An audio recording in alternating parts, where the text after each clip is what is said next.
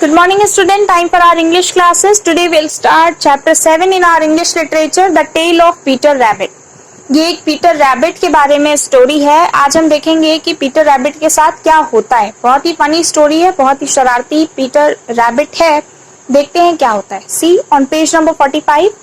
Once upon a time there were 4 little rabbits. Their names were Flopsy, Mopsy, Cottontail and Peter.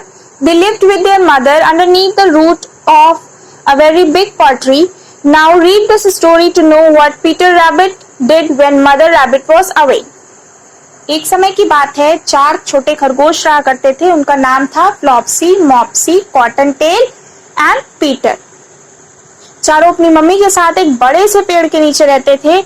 आज हम इस story में देखेंगे कि जो पीटर रैबिट था उसने क्या किया जब उसकी मम्मी घर से बाहर गई थी। सी, Mother Rabbit was going out to the baker's to buy some bread. Now, my dears, you may go into the fields or down the lane, but don't go into Mr.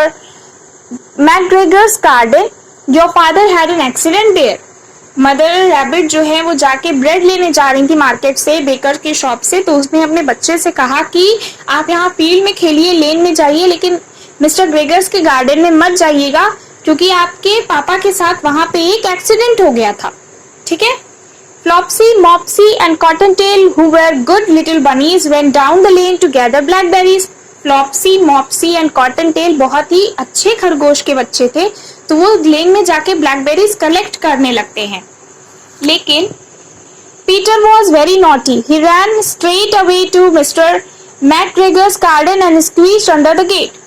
Peter बहुत ही शरारती खरगोश था। वो क्या किया, सीधे जाता है मिस्टर मैकग्रेगर के गार्डन में और गेट के नीचे से घुस जाता उनके गार्डन के अंदर।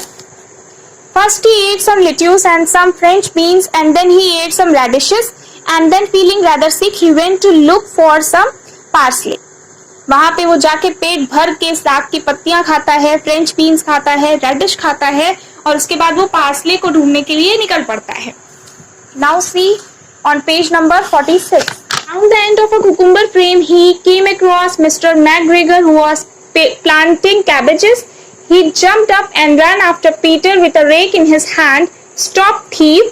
Peter was frightened. He ran, but he had forgotten the way back to the gate. He lost one shoe among the cabbages and the other amongst the potatoes.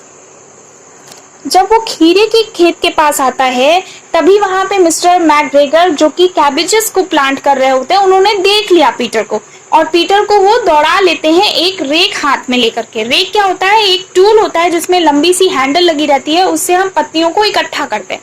वही उनके हाथ में था, उसी को लेके वो पीटर के पीछे दौड़ पड़ते हैं। अब पीटर अचानक से मिस्टर मैकग्रेगर को देख के बिल्कुल डर जाता है और वो वहां से भागता है, लेकिन भागते भागते डर के मारे उसको रास्ता ही भूल जाता है। वो भूल जाता है कि गेट किस तरफ था और इस हड़बड़ी में वो क्या करता है, अपना एक शूज कैबेज यानी पत्ता गोभी के पास और दूसरा शूज अपना पोटैटोज यानी आलू के पास भूल के नंगे ही पैर भागता है।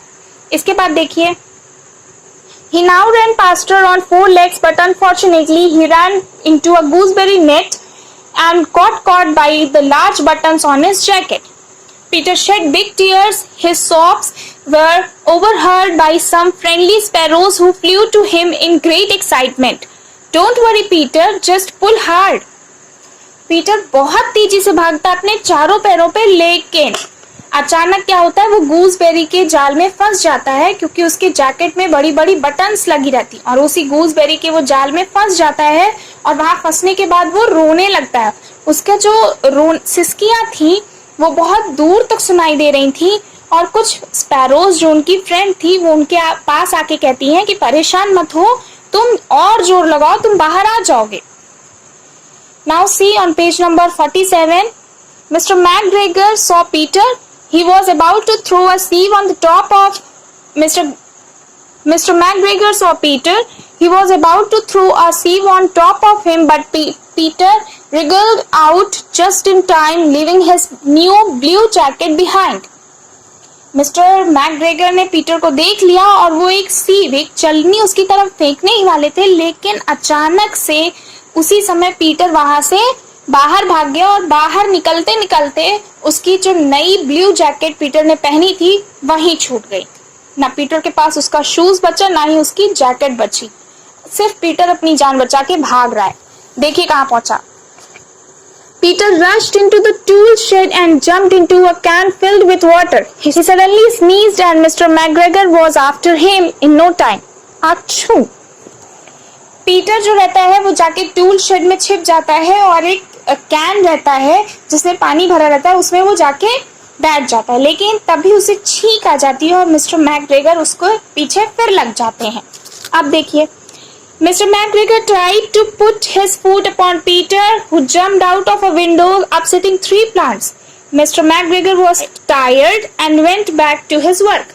Mr. McGregor ने सोचा कि अपने पैर से पीटर को दबा देते हैं, लेकिन वो खिड़की से कूद के भाग गया और भागते भागते देखिए फिगर में बना भी है, वो 3 गमले को गिरा के पेड़ को तोड़ते फोड़ते वहां से भाग गया।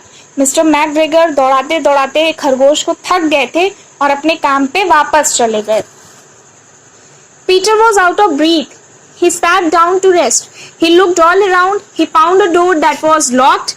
An old mouse was running in and out over the doorstep, carrying peas and beans.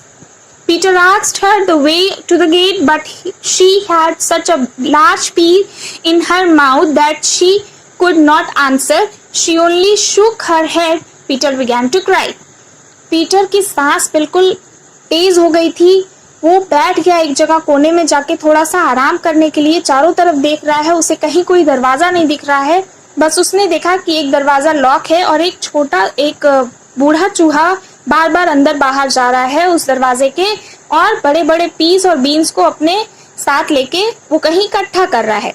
Peter उससे पूछता है कि क्या तुम मुझे गेट का रास्ता बता पाओगे, लेकिन जो चूहा था वो इतना बिजी था और उसके मुंह में इतना बड़ा सा मटर का दाना था कि वो बोला नहीं, वो सिर्फ अपना सर हिला के वहां से भाग गया। पीटर बहुत ज्यादा परेशान था और उसने रोना स्टार्ट कर दिया। Now see on page number 48. Peter tried to find his way straight across the garden, but he had lost his way. He came to a pond where Mr. McGregor filled water cans. A white cat was staring at some goldfish. She sat very still. Peter thought it was best to go away without speaking to her.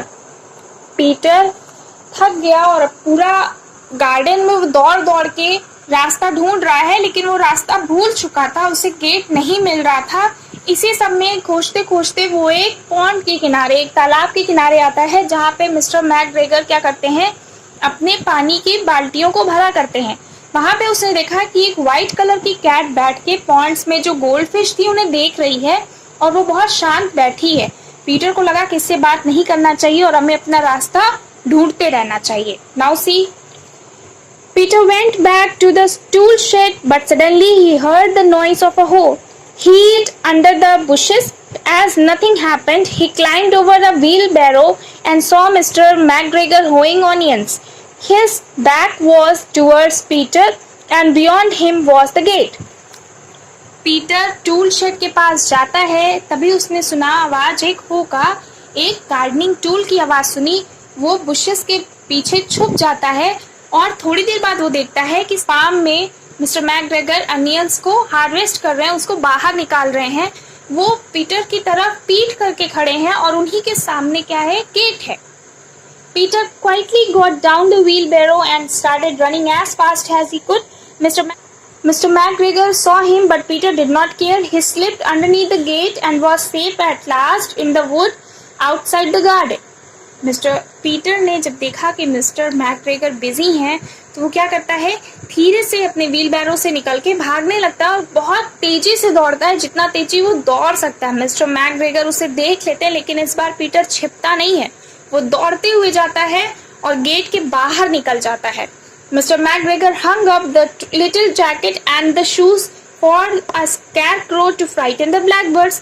अब mister McGregor जो उसकी blue jacket रहती है, जो उसका shoes रहता है, जो छूट गया रहता है उसके भागते समय पीटर के, उसे ले करके और उसका एक स्कैरक्रो बना लेते हैं। आपने देखा होगा खेतों में अक्सर लोग क्या करते हैं कि स्कैरक्रो बना के रख देते हैं ताकि चिड़ियों को देख के लगे कि वहां कोई आदमी खड़ा है। तो मिस्टर मैकग्रेगर ने पीटर के जैकेट और शूज से एक स्कैरक्रो बना के टांग दिया सारी चिड़ियों को डराने के लिए। ठीक है, page number 49. Peter never stopped running till he got home to the big fir tree. He was so tired that he flopped down on the nice soft sand and shut his eyes. Peter तब तक दौड़ता रहा जब तक वो अपने घर नहीं पहुंच गया। इतना थक चुका था कि वो वहां घर में जाते ही सॉफ्ट सॉफ्ट सैंड रहती है, उसमें जाते ही वो वहीं गिरता है और वहीं आंखें बंद करके लेट जाता है। His mother was busy cooking. She wondered what he had done with his clothes. It was the second little jacket and pair of shoes that Peter had lost in a fortnight. उसकी mummy जो रहती है वो cooking में busy रहती है। वो सोचती है कि इसने अपने कपड़े कहाँ खुआ दिए। ये दूसरी बार था पिछले 2 हफ्तों में पीटर ने अपने शूज और अपने जैकेट को खो दिया था। Peter was not very well during the evening. His mother put him to bed and made some tea for him. Peter को शाम तक तबीयत उसकी थोड़ी खराब हो गई तो उसकी मम्मी ने उसे बेड पे सुला दिया और उसके लिए थोड़ी सी चाय बना दी। But Flopsy, Mopsy and Cottontail had bread and milk and blackberries for supper. लेकिन फ्लॉप्सी, मॉप्सी और कॉटनटेल के पास ब्रेड था, मिल्क था, ब्लैकबेरीज थी। उन्होंने अपने खाने को बहुत इंजॉय किया और पीटर की शरारत का उसे फल मिल गया। उसकी तबीयत खराब हो गई और वो सिर्फ चाय पी रहा है बैठ के। तो this was only the story. एक छोटे शैतान खरगोश पीटर के बारे में है जो अपनी मम्मी की बात ना मान के कैसे मिस्टर मैकग्रेगर के गार्डन में जाता है और वहाँ पे उसको कितनी सारी मुसीबत होती है। बार बार मिस्टर मैकग्रेगर के दौड़ाने पे उसके कपड़े, उसके शूज़ वहीं छूट जाते हैं और वो बेचारा किसी तरह अपनी जान बचा के घर वापस आ जाता है। यही एक स्टोरी है। इस स्टोरी का मोरल ये है, इस स्टोरी से हमें ये सीख मिलती है कि हमें कभी अपनी शैतानी नहीं करनी चाहिए और हमेशा हमें अपने मम्मी पापा की बात माननी चाहिए। आई होप आपने ये स्टोरी एंजॉय किया होगा। आप स्टोरी को पढ़िएगा, आप चैप्टर को पढ़िएगा। I hope you have enjoyed a lot. That's it. Good day.